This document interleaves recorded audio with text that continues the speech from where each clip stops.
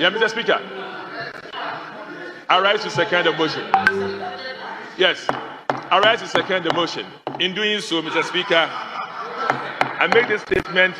Honorable Afriye, if you don't take time, I will send you out of the house. I'm not worried about that. Why are you taking liberty for nonsense? About that. It's an issue of urgent public importance. I can leave. In doing so, make what statement? I can leave. I can leave. I am ready to leave. I am ready to leave. What do you mean by in doing so, make what statement? I am ready to leave. You can send me out. I'm ready to leave. That's all it is.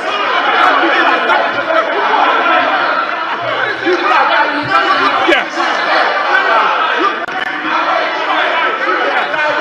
I'm ready to leave. What's the big deal? Honourable members.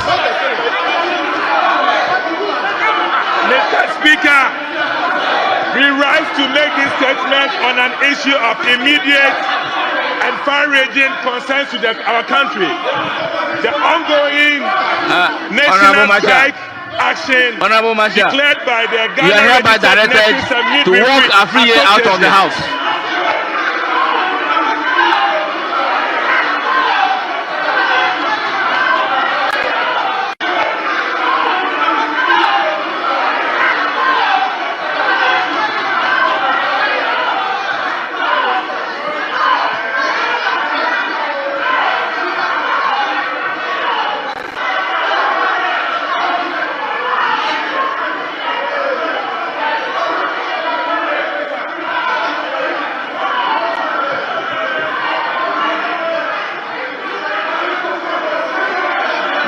What is that?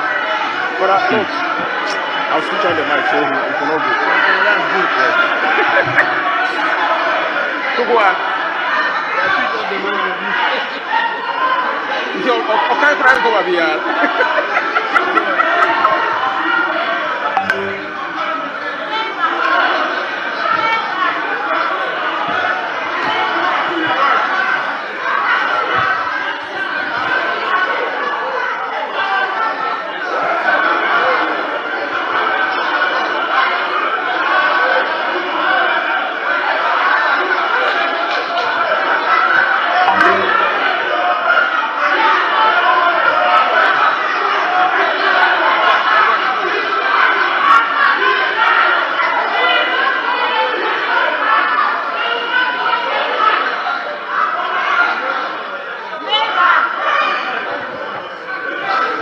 Honourable members, motion moved and seconded. The question is, as many as are in favor of adjournment say aye. Those against say no. The ayes have it.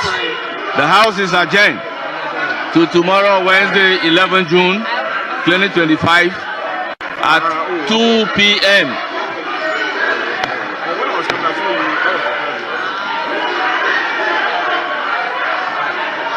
To explain to the public the extreme partisan nature of the first Deputy Speaker of Parliament. He's been extremely partisan this evening, disregarding the provisions of the standing orders of this House. This House has orders, and the order in 93(1) allows for issue of urgent public importance for statements to be admitted.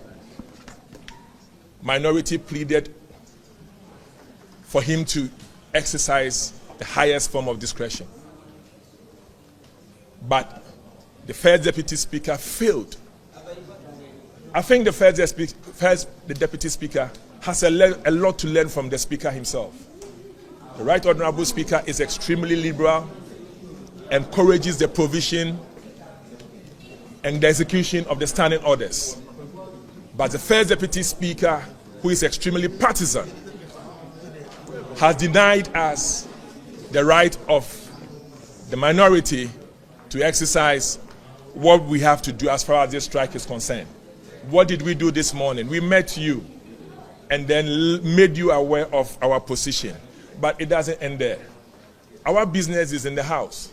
So we made a statement, a joint statement between myself and Jerry Ahmed, basically to get the hands out to capture our position. And that's the way we work. And from this, you can deliberate on it and then put the necessary pressure on government to do what it has to do. But that is official. Regardless of the press conference we had earlier, this is our work. And the only way to have made it formal was to go through an urgent statement. But he has refused that. He has refused that. When the Order 93-1 allows him to have admitted it on issue of urgent public importance. In issues like this where people are dying, if this is not important, what's our business in the House now? Threatening that he is going to expel myself and my colleagues out when we're trying to plead on nurses to go back to work and also ask government to be reasonable with their posturing towards nurses. What else do you expect from a minority? A reasonable minority.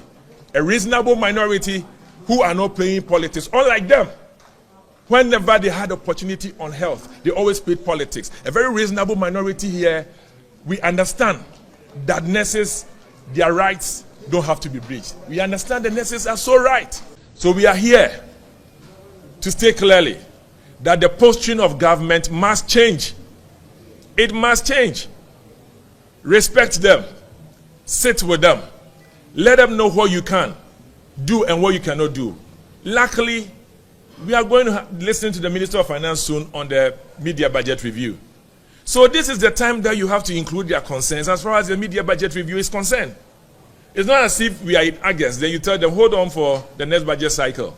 You are now going to read the media budget review, and this is the right time to include their concerns, or this is the right time you listen to them. My understanding was that since January, they were told that the Ministry of Finance will meet them in June. And then the date was June 18th. How would you feel when you want something and somebody is telling that, hold on, 6 months' time? How would you feel? We are not here to justify the strike for them. We are here to plead with the nurses to understand that even if government see the need to engage them, they should go with the good faith with Ghanaians at heart.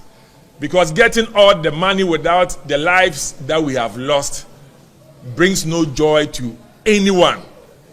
So as minority, we are mindful of the fact that we are not stoking it up and asking them to prolong the strike.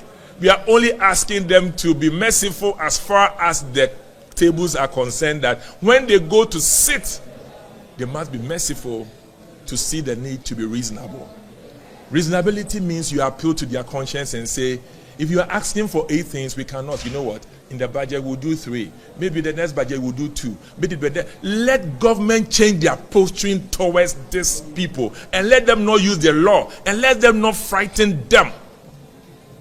You hear they say that the president is married to an MPP person. You are just making this one so below the belt. The same president was the one who caught the nurses strike in 2020 for 3 weeks. Wasn't he married to an MPP person? Why do you politicize this? She's a president, for crying out loud, and has a right to make sure the welfare of his people or her people are held up high. Would you want to politicize everything to the point that people are losing their lives? The next life that will be lost is my relative or your relative. And we are not here in minority to do a business of politics on health here. We are not ready. We want to call a spade and just ask government to change their posturing. Show some respect to the nurses and midwives of this country. And then tell them something better, so we can also urge the nurses to be more merciful to Ghanaians as their rights have been respected.